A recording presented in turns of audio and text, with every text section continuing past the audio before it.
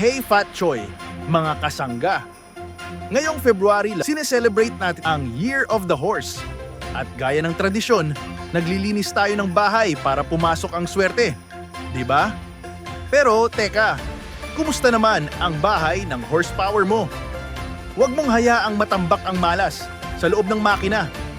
Pag-usapan natin ang spring cleaning para sa iyong sasakyan, ang engine flush.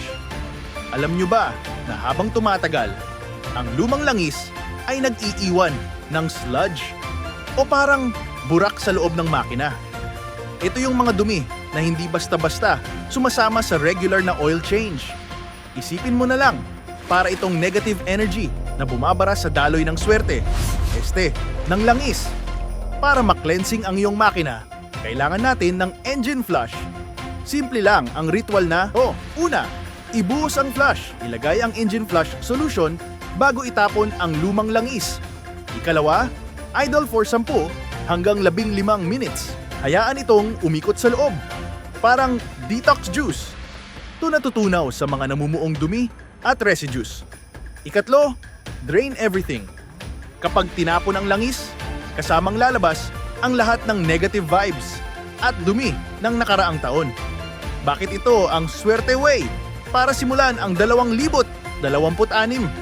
Simple lang, longer life. Hahaba ang buhay ng makina mo. Fuel efficiency.